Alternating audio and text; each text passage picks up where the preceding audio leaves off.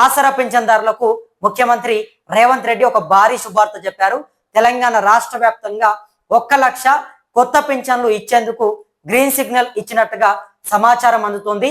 గత కొంతకాలంగా చాలా మంది అర్హులైనప్పటికీ కొత్త పింఛన్ల కోసం దరఖాస్తులు ఇచ్చి గ్రామ పంచాయతీల చుట్టూ తిరిగి కాళ్ళు అరిగిపోయాయి, కానీ పెన్షన్లు మాత్రం రాలేక చాలా మంది ఇబ్బంది పడ్డారు.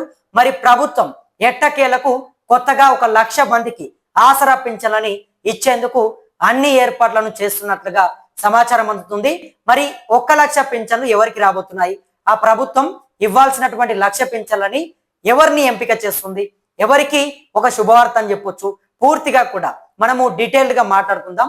అంతకంటే ముందుగా ప్రతి ఒక్కరు కూడా మన ఛానల్ని కిందనటువంటి సబ్స్క్రైబ్ బటన్ నొక్కి అందరూ కూడా సబ్స్క్రైబ్ చేసుకోండి. కొత్తగా మరో 1 లక్ష మందికి పెన్షన్లు ఇచ్చేందుకు CM Revanth Reddy green signal ఇచ్చేశారు. ఎప్పటి నుంచో పెన్షన్ల కోసం ఎదురు చూస్తున్న అర్హులైన వారందరికీ ఇది నిజంగానే ఒక పెద్ద శుభవార్త. ఈ 1 లక్ష పెన్షన్లలో ఎవరికి ఎక్కువ ప్రాధాన్యత ఇస్తున్నారు? అసలు మహిళలకు, వికలాంగులకి ఎందుకు ఫస్ట్ ఛాన్స్ ఇస్తున్నారు?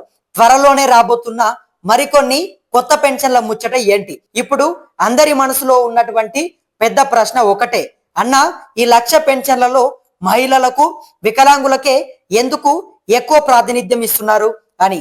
దీని వెనుక ఒక బలమైన కారణం ఉంది.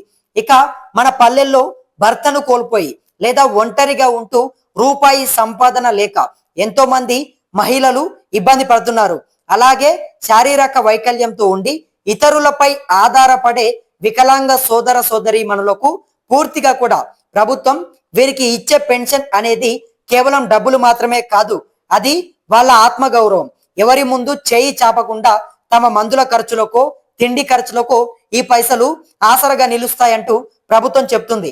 అందుకే సీఎం రేవంత్ రెడ్డి ప్రభుత్వం ఏం ఆలోచించిందంటే, సమాజంలో అందరికంటే ముందుగా ఆదుకోవాల్సింది, అండగా నిలబడాల్సింది ఈ వర్గాలకే అని డిసైడ్ అయింది. అందుకే ఈ విడతలో వికలాంగులకు, ఒంటరి మహిళలకు, వితంతువులకు మొదటి ప్రాధాన్యత ఇస్తూ గ్రీన్ సిగ్నల్ ఇచ్చారు. అయితే ఇక్కడితోనే ఇది అయిపోలేదు. ఇంకా అప్లై చేసుకొని లిస్టులో పేరు రాలేదని మిగతా వాళ్ళు అస్సలు బెంగపడాల్సిన అవసరం లేదు. ఎందుకంటే ఇది కేవలం మొదటి విడత మాత్రమే కాదు. ఇక మనకు అందుతున్నటువంటి విశ్వసనీయ సమాచారం ప్రకారం త్వరలోనే మరికొన్ని కొత్త పెన్షన్ల కోటాలను విడుదల చేసే ఆలోచనలో సీఎం రేవంత్ రెడ్డి ఉన్నారు.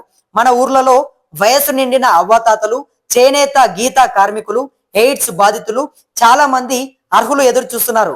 ప్రభుత్వం దగ్గర ఇప్పటికే దరఖాస్తులన్నీ సిద్ధంగా ఉన్నాయి. అర్హత ఉన్న ప్రతి ఒక్కరికి న్యాయం జరగాలనేది ప్రభుత్వ సంకల్పం. అందుకే బడ్జెట్ కేటాయింపులను బట్టి విడతల వారీగా అదనపు కోటాలను రిలీజ్ చేయబోతున్నారు. కాబట్టి నాకు రాలేదే అని ఎవరు టెన్షన్ పడకండి, మీ వంతు కూడా త్వరలోనే వస్తుంది. ఈ వార్త బయటకి రాగానే తెలంగాణ పల్లెల్లో వాతావరణం ఒక్కసారిగా మారిపోయింది. రచ్చబండల దగ్గర, చాయ్ హోటళ్ల దగ్గర ఇప్పుడు ఇదే పెద్ద చర్చ.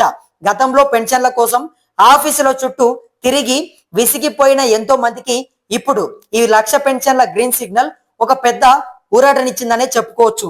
ముఖ్యంగా మహిళలు మా కష్టాలను ప్రభుత్వం గుర్తించిందని సంతోషపడుతున్నారు.